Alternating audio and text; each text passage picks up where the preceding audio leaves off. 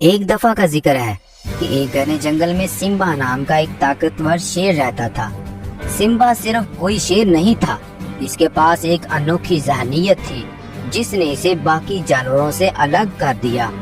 سمبا کے 3 وفادار دوست تھے، لونا نامی ایک تیز چیتا، راجو نامی چالاک گیدڑ اور کاوی نامی ایک عقل مند کوا۔ ایک ساتھ وہ جنگل میں گھومتے تھے، ان کا رشتہ مضبوط تھا۔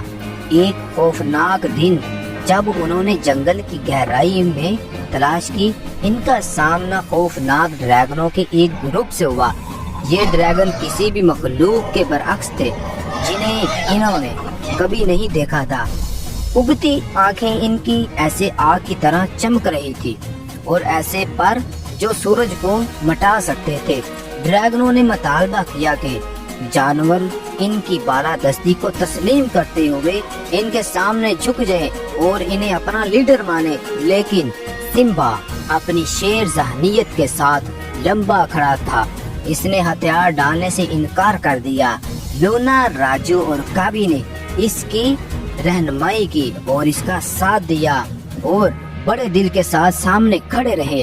ڈریگن ان کا چکر لگا رہے تھے، آگ کا سانس لے رہے تھے اور تباہی کی دھمکی دے رہے تھے۔ سمبا کی دھاڑ جنگل میں گونجی، آزادی، دفاع اور اٹل عزم کی گرج۔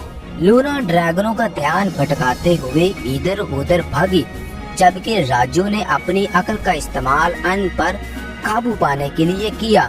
ایک شاخ پر بیٹھے کاوی نے حکمت عملی کا مشورہ دیا۔ لڑائی زور پکڑ گئی۔ سمبا نے سب سے بڑے ڈریگن کا سامنا کیا۔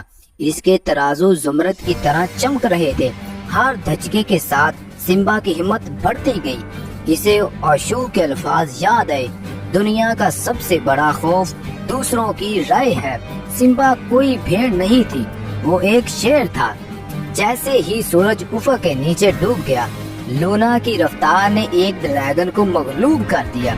راجو کی چالاکیوں نے دوسروں کو پھنسایا اور کاوی کی حکمت نے ان سب کی رہنمائی کی۔ سمبا کا سامنا لیڈر ڈریگن کنگ سے ہوا۔ ان کی آنکھیں بند ہو گئی اور سمبا 4 پنجے بڑھ گئے۔ ڈریگن کنگ نے زبردست مقابلہ کیا، لیکن سمبا کا یقین کبھی نہیں ڈگمگایا۔ وہ اپنے آپ پر، اپنے مقصد پر یقین رکھتا تھا۔ آخری چھلانگ کے ساتھ سمبا نے ڈریگن کنگ کو زمین پر پٹک دیا۔ سمبا کی دھاڑ نے فتح کا اعلان کرتے ہی جنگل کانپ گیا۔ ڈریگن بھاگ گئے، شکست کھا گئے۔ سمبا کی ذہنیت، بے خوف ہمت اور اٹل یقین نے فتح حاصل کی تھی۔ اس دن سے جانور سمبا کو اپنا حقیقی بادشاہ مانتے تھے اور اس کے آگے اپنا سر تسلیم کرتے تھے۔